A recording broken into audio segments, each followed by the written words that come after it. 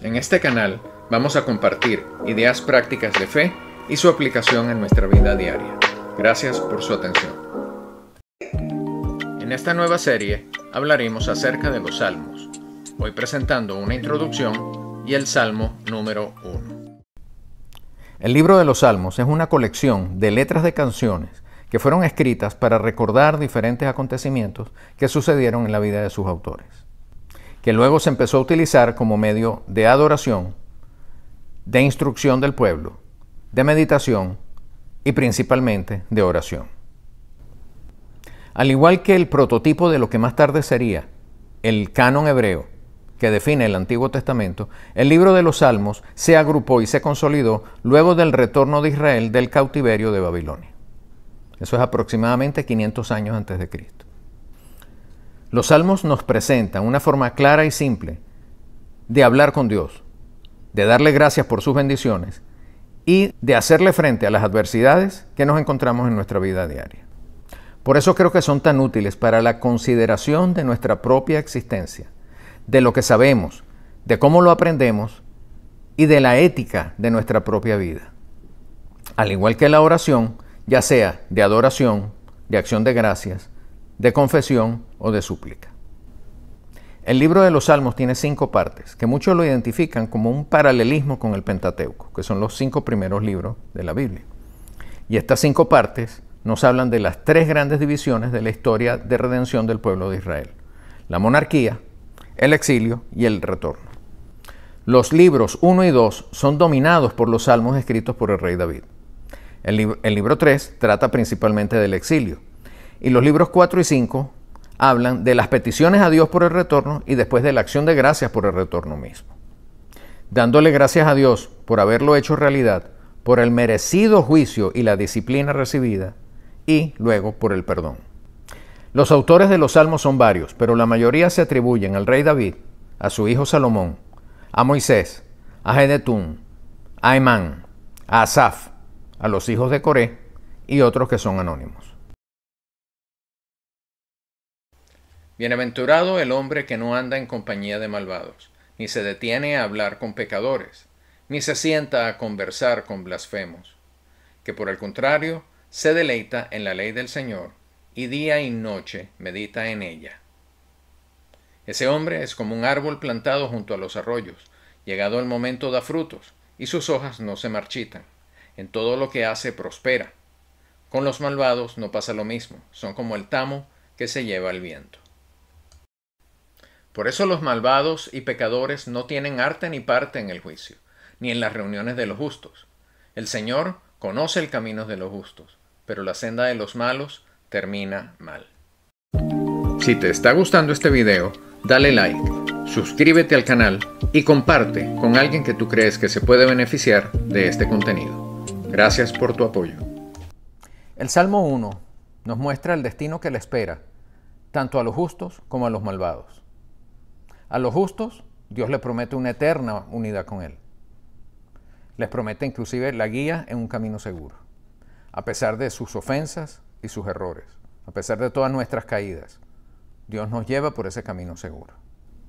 Nos basta su gracia, la persona y los méritos de Jesucristo, su misericordia y el arrepentimiento que también nos viene por la gracia. A los malvados, Dios les promete la lejanía total de Dios en el juicio final y la condenación eterna como herencia. Sin embargo, recordemos que nadie está exento de pecado. No hay quien no haya ofendido a Dios. Les voy a leer 1 Juan 1, 8 al 10. Si decimos que no tenemos pecado, nos engañamos a nosotros mismos. Si confesamos nuestros pecados, Él es fiel y justo para perdonar nuestros pecados y limpiarnos de toda maldad. Si decimos que no hemos pecado, le hacemos a Él mentiroso, a Dios. Y su palabra no está en nosotros. Ahora, hermanos, ¿cómo leer los salmos?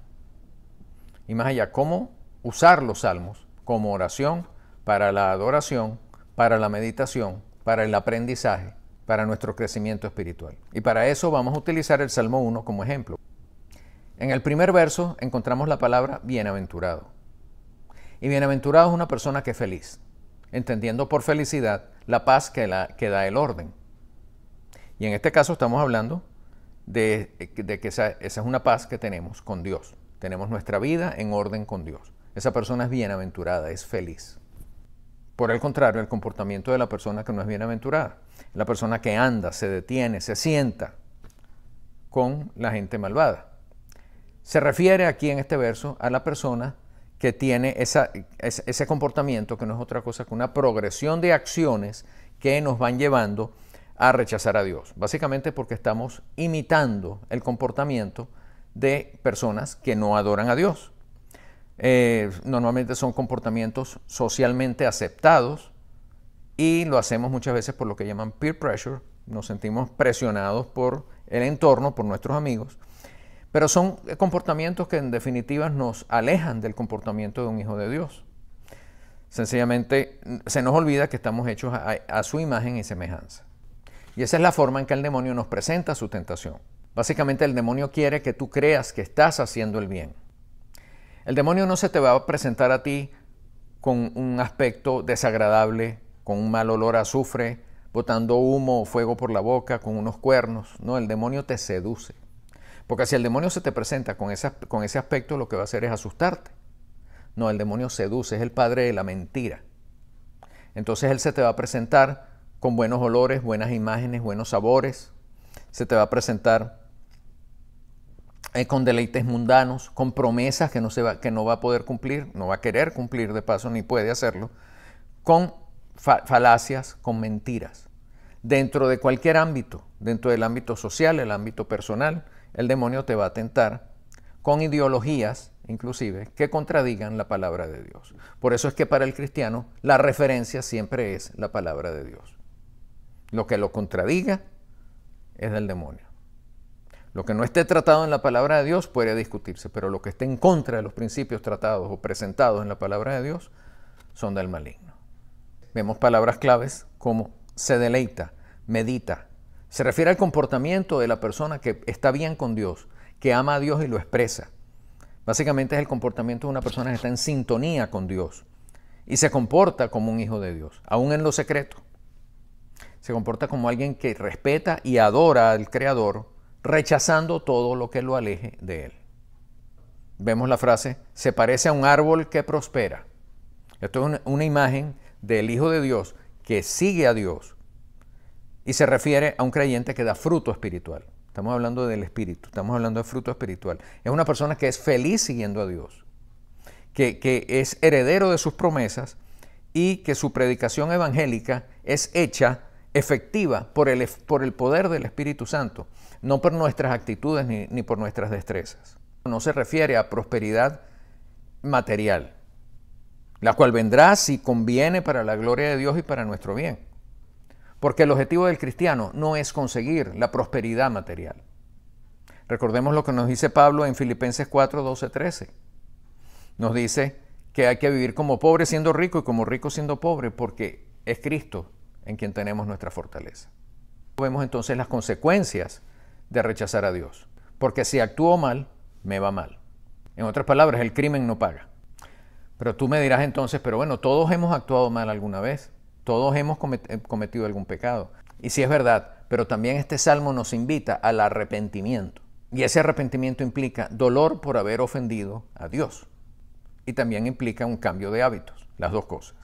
Porque al final, amigos, no somos salvos por nuestras obras. Somos salvos solamente por los méritos de Cristo, de quien se nos imputa a nosotros su justicia y a Él nuestros pecados que son clavados en la cruz. Todo por gracia y por fe, para que nadie se gloríe. Tener carácter es no dejarse llevar por el temperamento. Somos responsables solo de lo que podemos controlar. Lo demás, Dios lo dispone según su voluntad. En el próximo video hablaremos del Mesías en el Salmo 2. Síguenos en nuestro canal de YouTube, Lecciones de Vidas.